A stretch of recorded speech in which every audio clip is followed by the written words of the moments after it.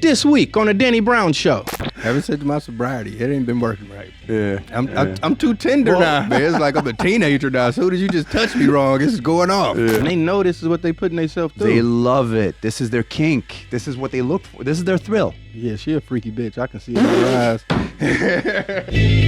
It's the Danny Brown Show. Sit back, relax, you already know why you make studios. It's the Danny Brown Show. We about to get live. Let's go. It's the Danny Brown Show. Sit back, relax, you already know why you make studios. It's the Danny Brown Show. We about to get live. Let's go. Yo, yo, yo. What up, though?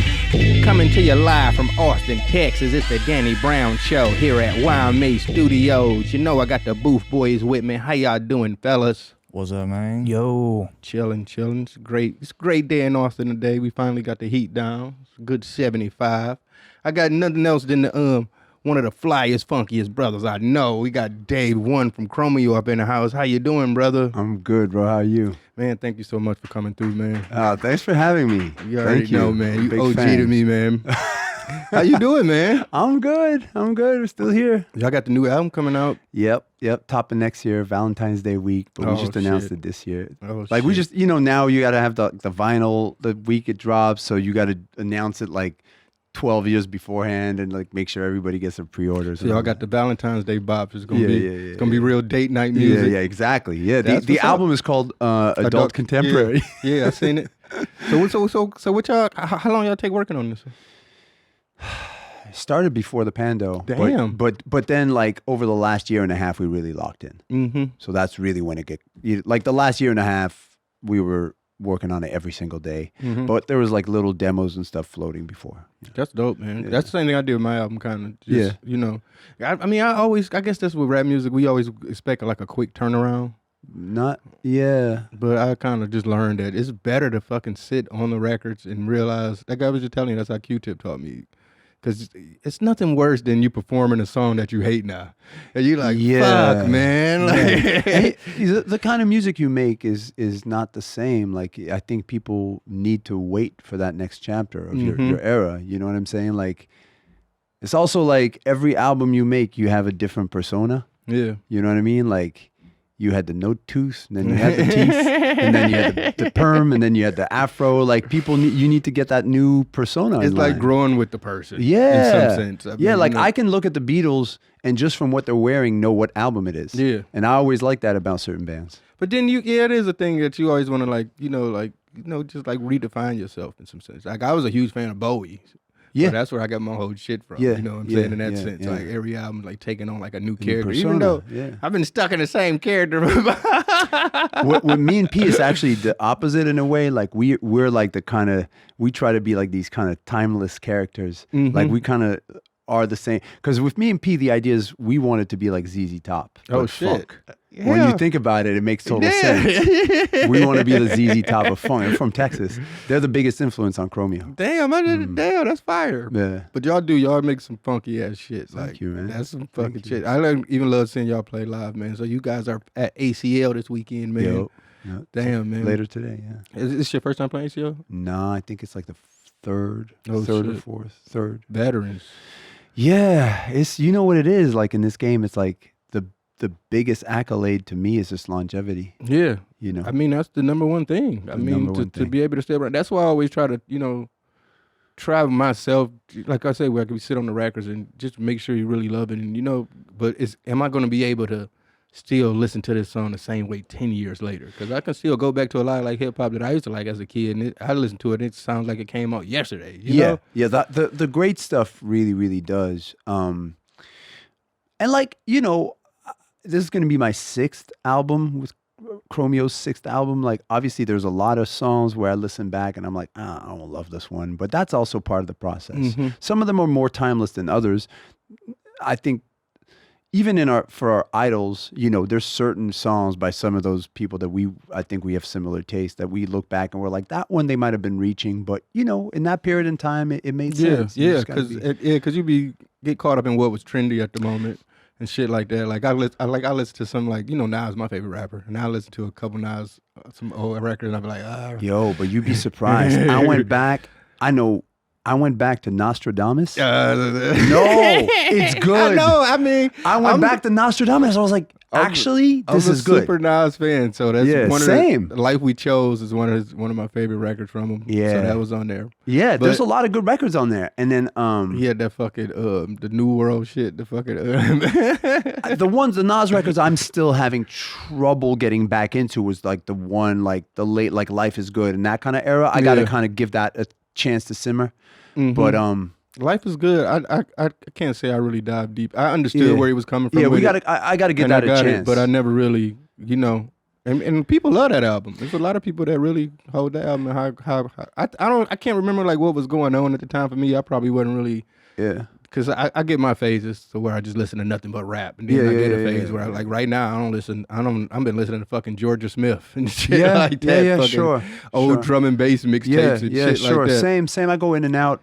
I think people are surprised that like when they look at me now that like I'm like such a hip hop nerd, but it's just the age we are, and me and A-Track. It has been our guiding light forever, and I pretty much like know everything. Nas is interesting because like I definitely see a parallel with you guys because Nas has like a really dark side to him. Yeah, like that's the thing about Nas? Like nasty Nas. But even up to recently, like what's the song like?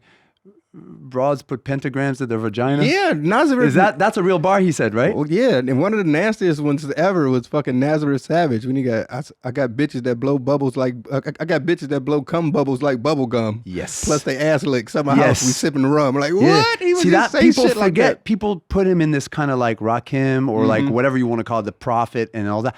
But he's got a very nasty side. Yeah, the first bar, I mean, it was all about the shock value. Like it was almost like damn near horrorcore with some of his shit. Correct. Well, that's when he came out, but he kept doing that. Yeah, no, he always showed glimpses of it. Yeah, even on the newer joints, I'm like, whoa. And I'm waiting for that bar to come out. I remember when that Lost Tapes came out with like do-rags and stuff. Yeah. That was peak for me. I love that. Yeah. I remember when the I Am bootlegs had started to leak, like which I actually seen. They say they about to re-release it with the as a double album with the stuff. That's another one that people were hard on it when it came out. Because I mean it got leaked, so he had to pretty much make a new album, and but it was some bangers still on there. I Am bangers was on like, everything. I like him a lot, and now he really figured out how to be like a modern artist. He'll just be putting out an album every 6 months. It's cool. The newest one is my favorite one out of the whole. What, Magic or like Magic 3? Part 2? Oh yeah, see, I'm still on Magic 1. I haven't even caught up. Magic 3 is great because he released it on his 50th birthday. Yeah, and that's pretty much what the whole album is. That's pretty much like the whole concept of it is about how he turning 50, how hip hop turned 50. And you had that. You were one of the first. I'm sorry if I'm asking you questions, but ahead. Like because I don't know if people know this history we have. So. No, definitely. I mean, they should. You know what I'm saying? If you tapped in. Yeah. Okay. When A-Track. I'm the one who told him to sign you. Oh, shit. But I had never heard your music. Ask him. So he named a couple of artists that they were talking to. And then he said, there's one called Danny Brown. And I was like, I love that name. You should just sign him off. That name is so crazy. And then I was like, and then he was like, do you want to hear the music? I was like, with a name like that, it's just cool. You said he's from Detroit. That just sounds great. I love the idea. And then the first song I heard was guitar solo. Oh shit. Yeah. And then I went into the Tony Yayo thing. And then my brother was like, he's talking to XL, but they've got somebody else, blah, blah, blah. And that whole shit happened. And he was like, he's talking to G Unit, but apparently 50 told him he won't sign him if he keeps wearing the skinny pants. Yeah, that's the truth, right? Yeah. You probably said that 100 times already. Yeah, no, I mean it was like I would be with I lived with Yayo for like a summer, and me and Yayo go shopping. I always like I was into thrifting and stuff then. I would go to it was a store in New York called Coat of Arms. And I would go and buy vintage jerseys and shit like that and snapbacks. But then I would go to buy my pants. I was going to like Hot Topic. And fucking like Packs on and shit like that. And I would just get the tightest fucking pants I could find. That's just what I like to wear, you know? And 50, he'd just be like, man, I don't want this gay shit around me.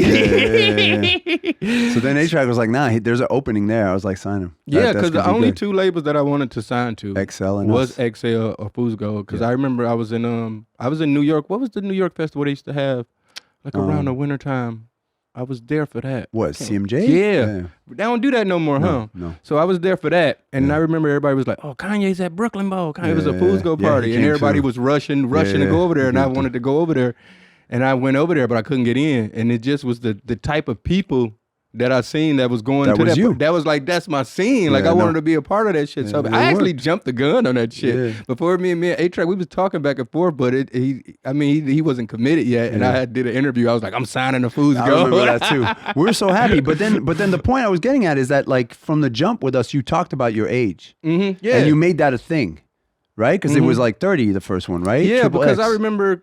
I mean, you know, people used to lie about their age and shit, and then it would come out like, no, this motherfucker really 30, and it would just make them look so bad. And I was like, you know, I knew I don't know, I kind of had a young aesthetic to me, and that's just because I'm a hip hop baby. I mean, just being the fact that I've fucking been rapping since I was in fucking, as long as I can remember, to be honest, kindergarten, first grade. Wow. So I knew that's what I wanted to be. Yes. Even though it took me a long time to do it, I think hip hop kept me young. Yeah. Because I never was like, I'm not built for no manual labor. Yeah. I would work jobs and shit and fucking pass out, do all type of shit, man. And I wasn't shit at fucking, so I knew I wasn't going to be good at working jobs. And I tried to sell drugs. I wasn't good at that shit either. So it was like music was the only thing. It was like, I was going to be a rapper. I was going to die trying. You know?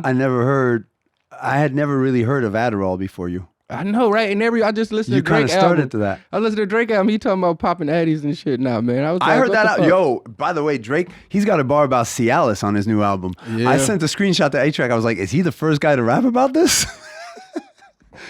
Like, people talk about the blue pill, but he named the name. I was like, okay. I know I need to get me some Cialis. What's up, man?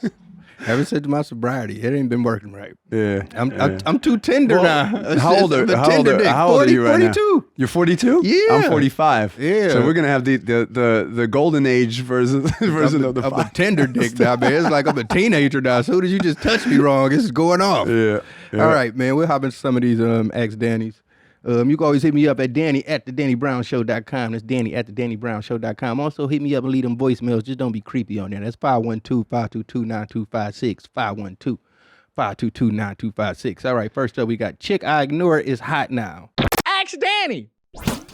Hey, Danny, about 2 years ago, a friend of a friend tried to set me up with his sister. That's kind of creepy, man. I wasn't too interested back then and didn't act like it either. Saw her recently, she's smoking now. Do I accept the defeat on this one? Thank you, and congrats on sobriety. I don't know. It's always a chance, you know. But I don't like motherfuckers. I don't like fucking around with motherfucker sisters and shit that I'm cool with. That's just always been like. Or I don't even like if I got a friend, you fuck around with my sister. We ain't friends no more. That's tricky, isn't it? Yeah, that's just one of those things because I don't got time to be hearing you talk about, you know, I ain't trying to be in y'all business and then, you know, that's just get weird to me, man. So, have you ever messed around with somebody's sister? That's just, I mean, when you growing up, teenagers. No, my teenage years were very quiet. I was, the way you were a late bloomer in rap, I was a late bloomer in other things. So, no, by then it was like all that high school shit was like over. But I had another thing I would do, but it wasn't the sisters bit. Yeah. But no, I never did that. No, I just can't mess around with it. If I'm friends with you, I can't even look at your sister in the sexual way type shit.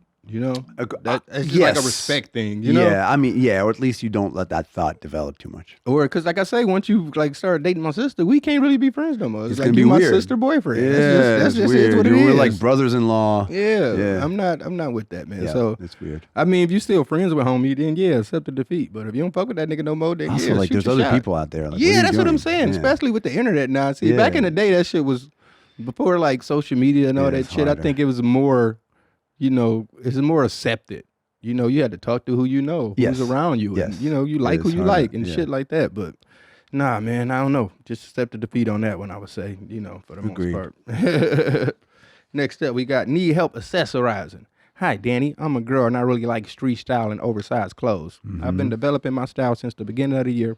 I want to be unique and different. The only thing is I still have a problem finding cool accessories. I would like you, if you have any tips choosing the right accessory, store recommendations. Should I teach myself how to make custom designs and cool stuff because I'm tired of the basic look? Thank you so much. Yours truly. That's so cute. That's so wholesome. Oh my God. That's so... You know that's a real one. Yeah, that's a good one. But I will say, Dave, you one of the flyest motherfuckers I know. You definitely could help out with this question? I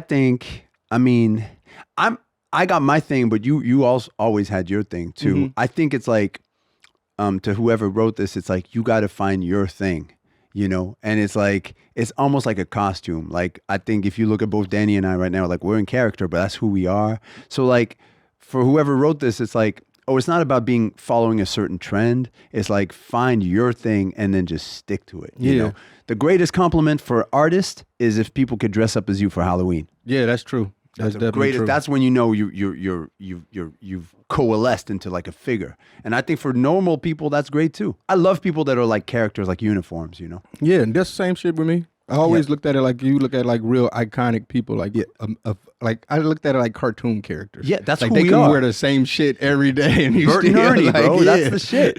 Yeah, you have to. We are cartoon characters because when I was growing up, I don't know if you felt this way, but like for me, like Wu-Tang, especially being in Canada, they were cartoon characters. Like when Ghostface got rid of the eagle, I was really sad. Ghostface is like one of my style icon. Yeah, Ghostface is up there. Like I was wearing wallabies all through high school. Same. The robe, the eagle, and to relate to what she was saying, like nobody told Ghostface, like, yeah, go put an eagle on your arm, and he did it, and the whole world fell in love with it, and that's what you got to do. You got to find your eagle. One of the main things I learned from Ghostface was that, like I guess in the Midwest in general, we always was like really matchy.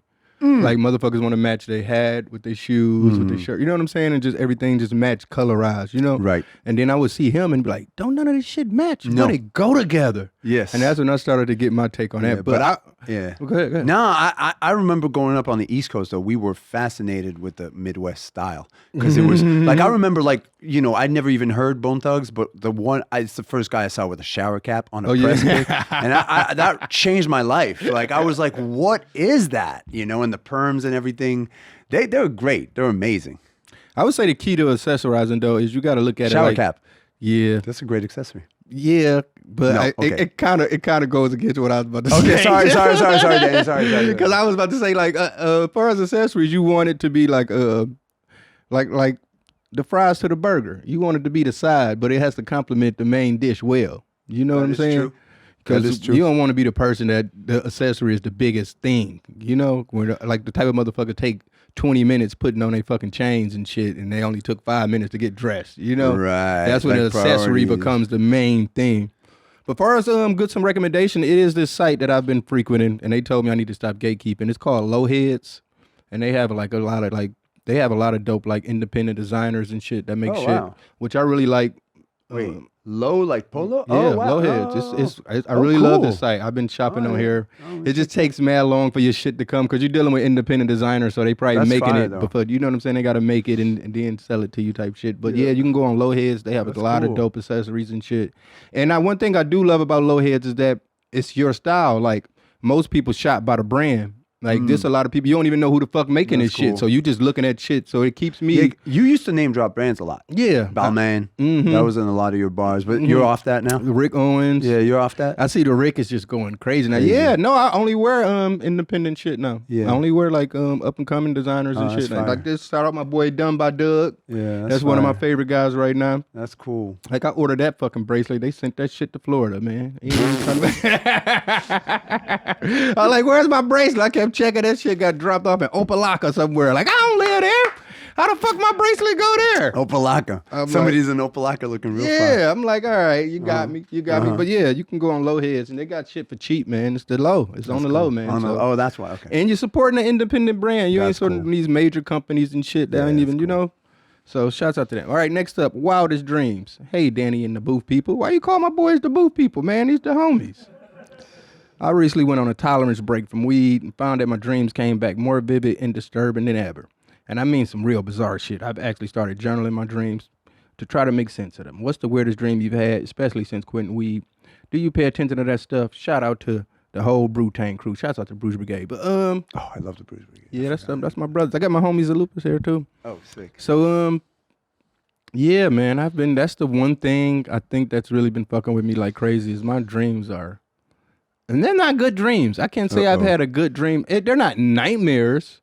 They're just dreams that are like, what the fuck is going? Like, why did I dream that shit? Like I had. That's the definition of a dream. Yeah, but if a dream wasn't that, then it's not a dream. It was so weird. I had a dream recently, man, where it was I was in LA. It was in LA, and I was driving past some place, and I was like, man, I gotta pee real bad, and it ended up being a venue, like type shit, like some type of party, private party going on. I just need to come in and take a piss, but I actually get in, and it's a Jay-Z party, and then Jay-Z's there, which I'd never met Jay-Z, but I love Jay-Z, huge fan.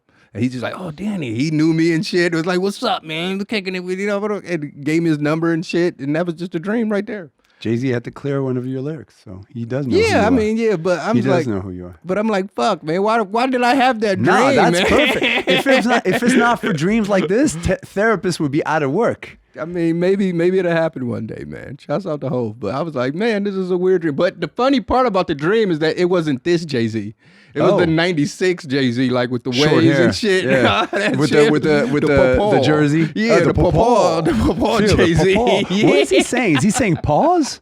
Is it? I think it's pause. I think it's pause. I don't know. I think it's pause. I never understood that thing. But it was that Jay-Z, man. That's one person too. You can see with every album he was like turning into like a different character too. Yep. Because the early Jay-Z, you can kind of tell. I don't know. It almost seemed like he knew he had the bars and he was like the flyest motherfucker, but it was like wasn't as confident or something. Like if you listen to Reasonable Doubt, it was like he was just letting it show into the bars. He was in Biggie's shadow. He was also still tongue flipping, doing the diggity thing, like because he was doing that kind of rapping, and then he had Kane. It was like he wasn't himself yet. Yeah, and then you get like 3 albums later, and he'll give you like a minute longer just talking, like, nigga, I'm the best. Yeah. You fucking with it. It's like, oh shit. A good Jay record that like gets overlooked is Volume 2. Which one was that? That's the one with Imaginary Playmate on. Oh yeah, that's one of the. That's my favorite. To me, Volume 4 too. The one with a lot of the Timberland beats and shit. Yeah. I liked that shit too. He had the premiere shit. Like I love that one too. That's a good one. All right, we'll jump into some white people shit. White people shit. We always talk about white people shit here because I love white people so much. Cremated pets in a box. Oh boy, Danny. It's having a pet cremated and keeping it in a fancy box like a family member. White people shit. My cats are my family, but when they die, I'm not letting them take up any more space. So why does this fall into the category of white people shit? Just like that sounds like some shit because niggas ain't doing no shit like that. Right. Let their dog die in the backyard. They throw them in the garbage can. Like, Right. This is like right. Okay, I understand. But my girl got her pets cremated on the mantle and shit. So yeah, I mean, know. That's advanced. That's really nice advanced. Little box, but like that's Juno right there and shit. But nice. Yeah, I think this will be white people shit. Niggas ain't doing that, man. I mean, yeah. I mean, that's advanced. Are you a pet person? I don't think I didn't. I wasn't, and then I got a dog against my will.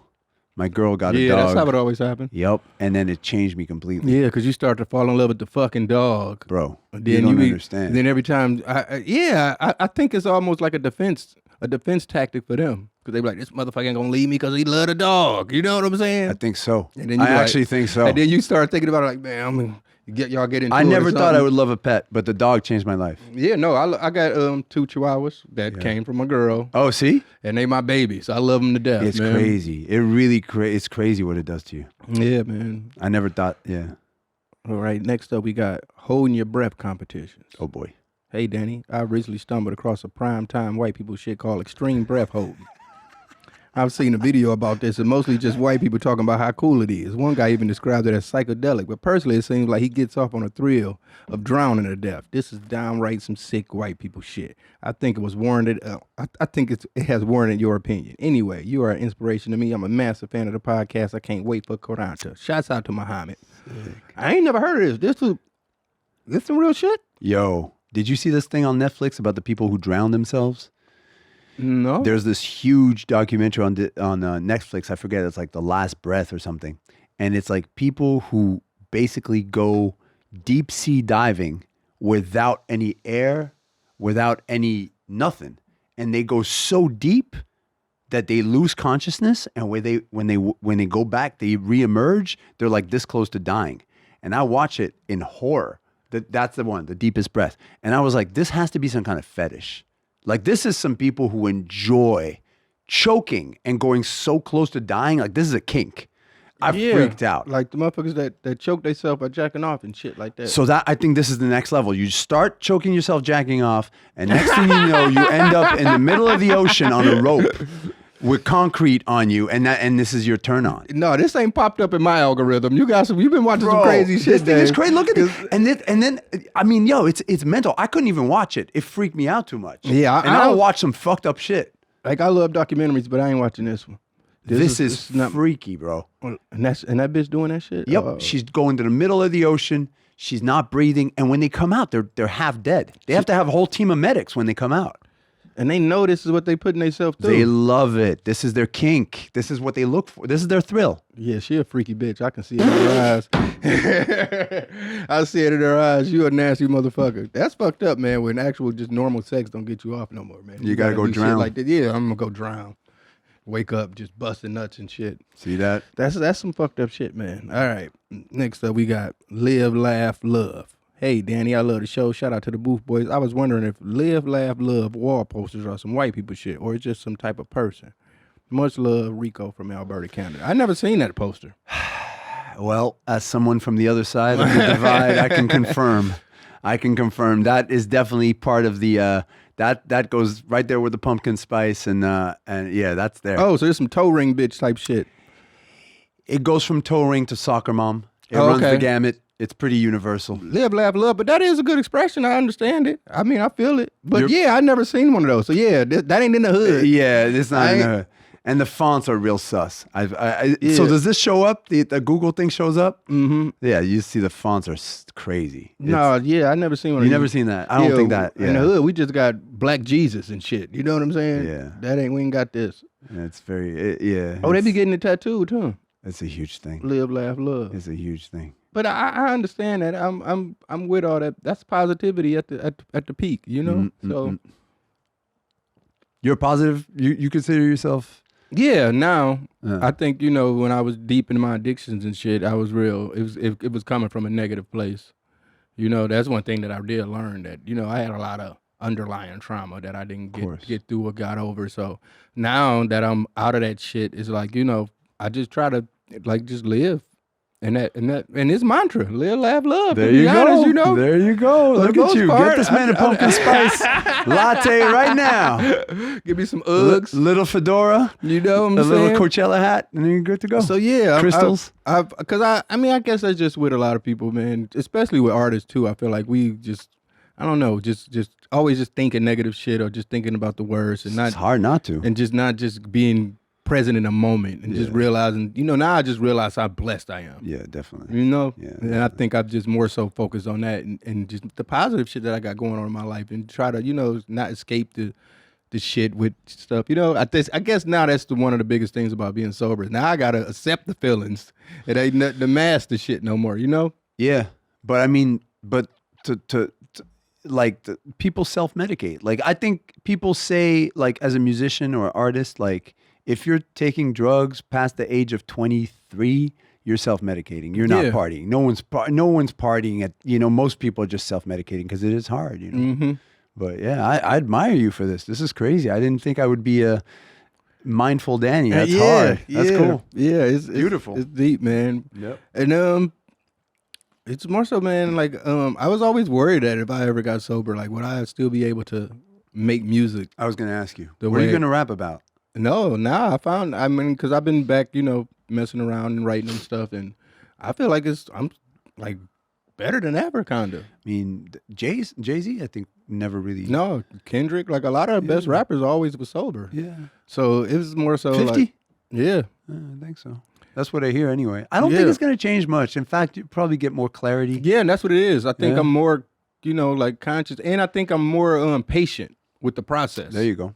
Where before, sometimes, you know, shit don't work, you scrap. You know, you just like you want to make some dope shit. And, you know, it's usually like catching lightning in a bottle. You can make a fucking song and be like, oh, that's it, boom, boom, and shit happen together. But now I'm like more patient with it and just respect and trust the process more. I never asked you this. Do you write or do you just memorize? Right. You write. I love writing. I mean, I've done a few songs where I've freestyled them. But like most of the time it's on your phone or whatever. I love writing more than I love actual doing anything else that has to do with the music. That's why I say if it wasn't for music, I probably could have been like a motherfucker that wrote novels and shit like that. Yeah, I can see that. Just something that has to do with writing. I'm actually thinking about getting into this sketch writing class. I can see that. Of course. That's you, of course. And a children's book. Yeah. That was me being drunk I was hungover that day. It was fucked up, man. I was in Australia and I was just partying, you know, going crazy, and I was drunk. And then, you know, sometimes you wake up in the morning and you know you hungover and you still fucked up, but you still be drunk. And you don't know you fucking drunk. I remember that from back in the day. And I'm fucking doing press and shit. And I don't know, I just said that shit on some drunk shit. Yeah. And by the time I got back to the States, I had so many fucking book offers. Motherfuckers wanted me to write a book. But, you know, it didn't work out, man. I tried to do it, man, but no, it wasn't. It wasn't something that. It could still be good though. I mean, I'm working on some stuff now. Yeah, I got some stuff in coming up soon. I don't think I can really talk about it, but I got some stuff coming up. All right, we got a would you rather. Would you rather go to the past with one piece of current technology with someone who understands the ins and outs of said technology and come back, or go to the future and bring back one piece of tech from the future with you, but without being able to explain it? No range on how far you go back or how forward you go. Me, I just want to go to the future anyway, so I'm gonna just go with the future. You've been in the future. Yeah, that's what I feel. You go to the future in between each album, I feel like, and you bring back the album from it. I feel like that's what happens. That was a huge compliment for me. Thank you so much, Dave. Yeah. I swear, man. I feel like that's what happens with you.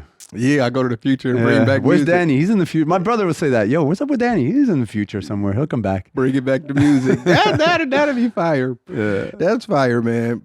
So, you got this new album, man.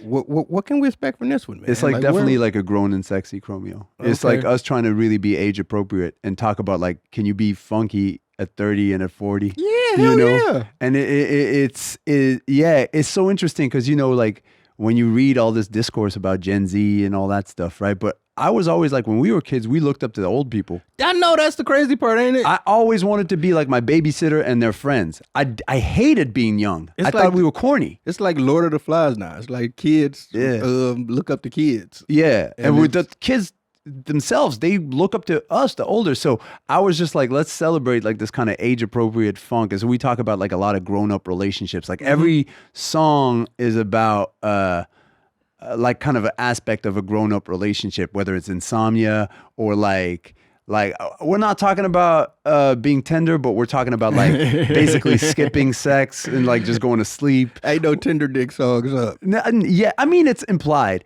And then we talk about like codependency and like, you know, monogamy, the pluses, it's real focused on like adult relationships. That's why we called it adult contemporary. That's dope.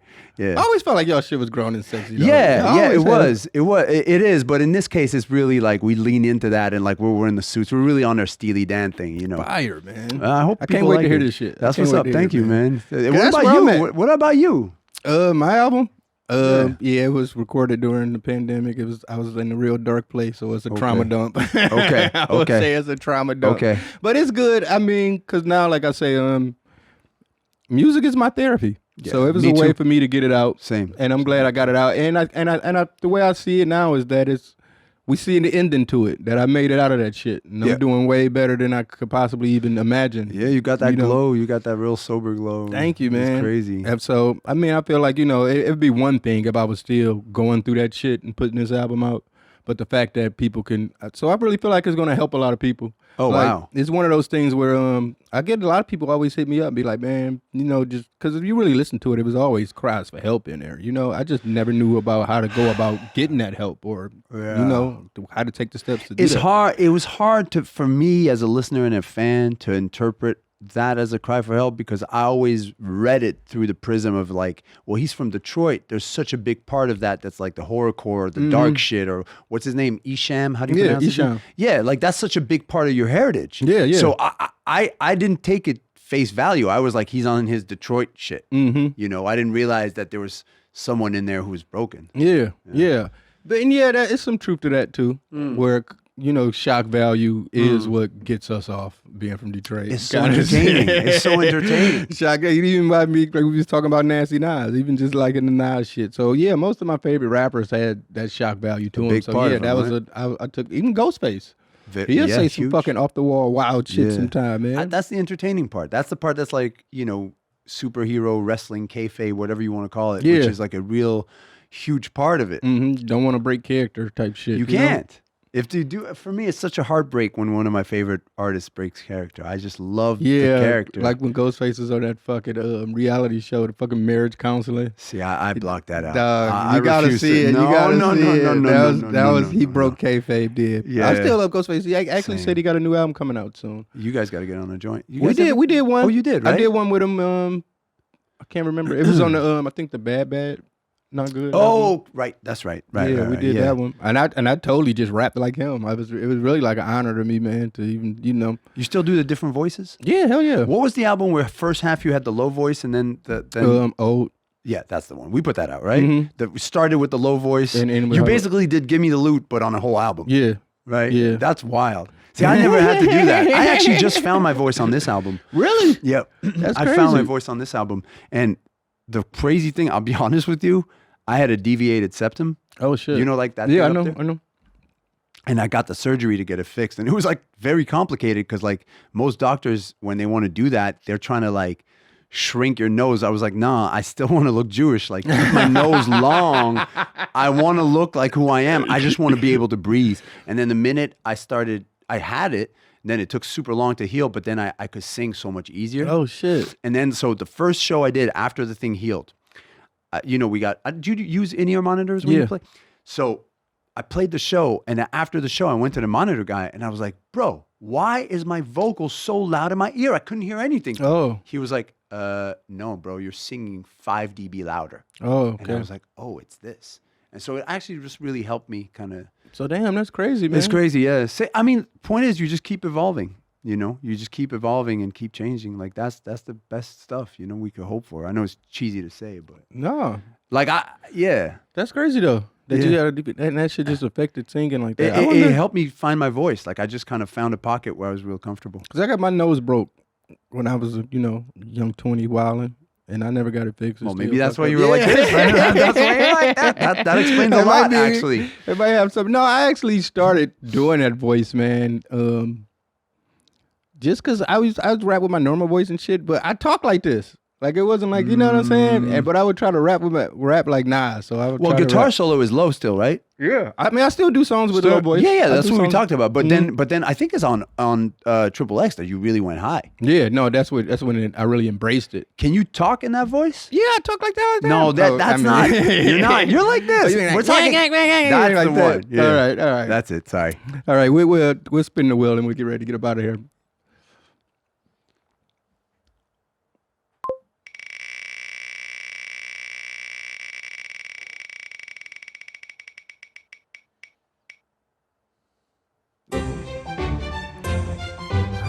What is that?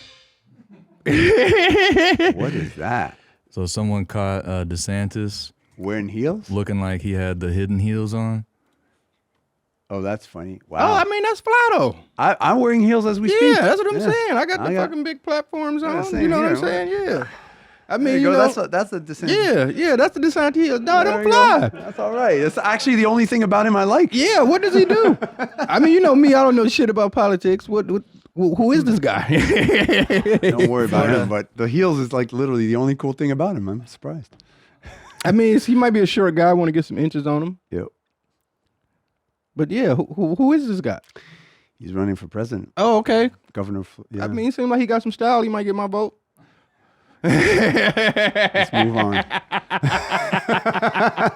I want to apply president. We done had some, All right. So, yeah, okay. I take it. I mean, he's from Florida, so he probably got some bad shit going on with him. Yeah. I mean, I love Florida, though. Florida's a great place, but, man, they call the motherfuckers Florida man for a reason. The motherfuckers fighting alligators and shit like that, man. It's the motherfucking... It makes Texas look tame. No, definitely. Right? Definitely. Yeah. I was just in Florida not too long ago. It was a great time, man. Yeah. It was raining, though. I could see you doing songs with cats from out there, too. Yeah, I mean, I love they singing out there. I mean, they're a little gangster. Mm-hmm. It's a little gangster. But I could see you. I could hear it. That's it, man. All right, we can spend one more time. We'll get up out of here. Because I don't know who the fucking... I don't know shit about no fucking politics, man. I play video games. Mall of America, man. What's that? That's in, is it Minneapolis? That I believe don't know. So. This Mall of America's been. It's the largest. It's the largest mall. I heard about that. I've been there a few times. I I don't shop at malls. Right. To be honest, that's like teenage shit. I mean, yeah, I don't. very much. I mean, we used to go to the mall to look for girls and shit. Now you got social media. You don't need to do that shit no The more. food court was it, right? Yeah, if you go to court. the food court and shit, man. We'll go to the mall. I remember when I was a kid, man. You had $20 in your pocket and go to the mall because I lived right on the bus line that would take you right to the mall. You can just get on one bus and go straight to the mall, and we'll go there and just walk around that motherfucker. Look at shit. And that's another thing too that where. I mean, I hate to be always sounding like a fucking old motherfucker, but you didn't know what shoes and shit was coming out. Of course not. So you would have to go to Foot Locker and you would look at this board and it'll tell you the date and you can see the shoe and shit. Now you can just, go on websites. They tell you can go on Twitter and they'll be like, oh, these are coming out, these are coming out. So that was like a thing that we would do every Saturday. We'd go to the mall just to find out what was the new releases and be like, oh, try to save up your money. Like, save up, yeah. The new Jordans is about to come out. Yeah, I had a cap. My parents used to say like, who you talking to, man? Yeah, What was your cap? Do you remember? Man, my mama had 4 kids. And this was back in the day, and we'd go to the mall, and she'd be like, you got $50. You get a fucking $50 pair of shoes? What the fuck you gonna get? Nothing. I got my first $100 pair of shoes with some Reebok pumps when I was in the 5th grade, and I wore them. You got those? We're about the same age. My cap was $80, but $80 Canadian's about 50 US. So we were probably in the same ballpark. I remember those Agassiz with the pink thing on the sole. Like, I wanted those so bad. Them was fire, man. Yeah, that was. I think they re-released those not too long ago. I'm sure. I haven't worn sneakers in a bit. I'll be on the DeSantis heels really. I remember I wanted the fucking hell yeah. I remember I wanted those fucking LJ Converse, the Larry Johnson, the fucking the React juice and shit. Oh yeah, okay. I wanted them bitches so bad. I think they was about $80-something. If it did, they had like I remember these shoes came out. They kind of looked like them, but they wasn't them, and they was called Aerial Assaults. Fire. And my mom was like, "Get these Aerial Assaults." What's the difference? I'm like, "But these Larry Johnsons, these grandmamas. I don't want them Aerial Assaults." They don't care. My parents, I wanted the Nike Airs with the bubbles so bad. I just wanted a visible bubble. Yeah, I needed to see the bubble. That was over $80. My parents got me something called Asics Gel. Oh, the Asics Gel. That was like right in those were like 75. Yeah. It was like quite comfortable as I remember. Man, they roasted me so hard about them areola assaults in school, man. It was almost, cool. It wasn't even worth it, man. I had to stop wearing them bitches, man. Like it was really bad for me. So then what was the thing you could wear? Like what, Chucks or something? Yeah, Chucks is like neutral Vans. Mm-hmm. Yeah, those are like roast free. Chucks, or you can get like and another one was the fucking what you can get. The fucking aerial assaults, man. They don't even make them. Look at them motherfuckers, I've never man. seen that even. Dog, they trash, man. They so trash, man. Cool. No, you know what we would get to? You know what we would get to that was in that price range was K-Swiss. Yeah, but that's kind of fly. I guess that was past the fly point. Because the low top all whites, you can just beat the case, get a pair of K-Swiss. But I think there's in the South and stuff, they would wear those. I feel like, or actually the Reeboks too. It was the low top Reeboks with the bubblegum sole. See, I think that in the South or the Midwest could fly. I don't think anybody on the East Coast wear those. East Coast niggas but that was like some Master P Hot Boys shit. They wore those. Yeah, I didn't know. I never them understand. shits right there. Yeah, them was them shits. Those are cool. Them was the beat the case. You can get them too. Wait, what? Yeah, you beat the case with them. Like nobody they couldn't clown on you for them. You know what I'm saying? But you beat the case if you had them. See, there's $41. They still capping right now. I could still grab some of those. So yeah, you get those. But that back in those days, man, you had one pair of shoes you had to wear. It was one per school year for me. We'll get one pair of shoes when school start, and then we'll get another pair on Christmas. And then if you want, when your birthday come, you can, if that's what your gift want to be, right, you can get you a pair of shoes. But I got me a job at 14. I was like, fuck this shit. I got to do something, man. I worked in a lumber yard, because I was. That's the only thing I could get. I got to be fly. A lumber yard. Well, how old was you? 14. Doing what? Lifting fucking logs and trying to lift 2x4s, yeah. It's the only job I could get through like a family hookup. That shit would definitely make me be like, I'm doing music. Fuck this shit. Kind of probably contributed to that, definitely. But if you start working hard labor like that at an early age, I did what I could. It wasn't pretty, but it was funny. That would even be that. Like, fuck that shit. All right, man. Thank you so much, Dave, for coming through, man. Honor to be here. Dog, it's an honor to have you on here, man. Yes, sir. Like I say, man, you and your brother, y'all changed my life, man. I don't know where I'd be if it wasn't for y'all, man. So we got I got so much love and respect for y'all brothers, man. But yeah, likewise. We got to get him on here too. Hell yeah, man. We did your first press shoots in my old apartment. Yeah, I remember that. I remember that shit. Yeah, it's beautiful. Beautiful. I was so proud of you, man. Thank you, You became the voice of a generation. Like, it's unreal. Not to be corny and shit, but like to think I was like, I like the name Danny Brown. Go for it. Never heard a song. That was amazing, bro. amazing, Congratulations on everything. Thank you. And Likewise. sobriety. Wow, that's huge. I didn't see that one coming. Yeah, who you telling, man? I can't believe it myself, man. I wake up every day like one day at a time. That's what they say. What the fuck am I got going on in my life? All right, man. Live, laugh, love you, motherfuckers, man. We about this, man. See y'all, motherfuckers. Same time, same channel. Love you. Peace.